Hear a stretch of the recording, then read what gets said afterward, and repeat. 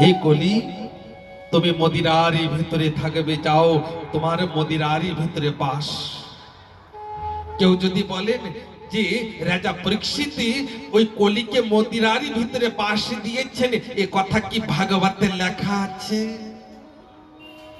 তা আমি গ্যারান্টি দিয়ে বলতে পারি, সেই বাবাকে ডেকে নিয়ে আসেন, আমি দেখিয়ে দেবো কি 18,000 শ্লোকের ভিতরে লেখা আছে কলি মদিরার ভিতরে বসবাস করবেন। এ কথা রাজা পরীক্ষিত বলেছেন।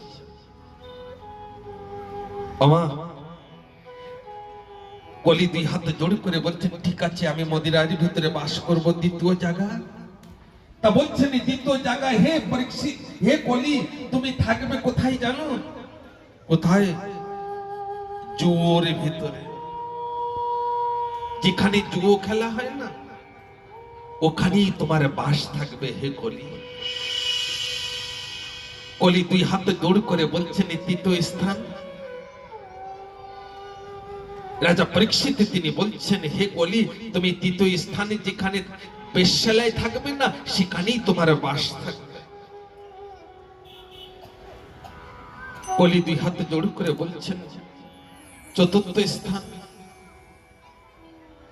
বলছেন, তুমি যেখানে হত্যা, চালাকি, মিথ্যা থাকবে, সেখানেই তোমার বাস থাকবে কলি। এই 4 স্থানে তুমি থাকবে।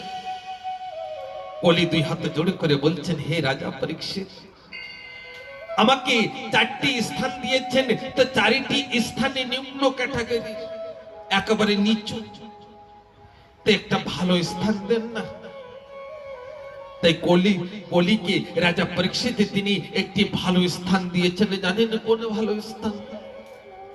চালাকি ছলছত্রি করে ইনকাম করা টাকা সোনারি ভিতরে কলির বাস।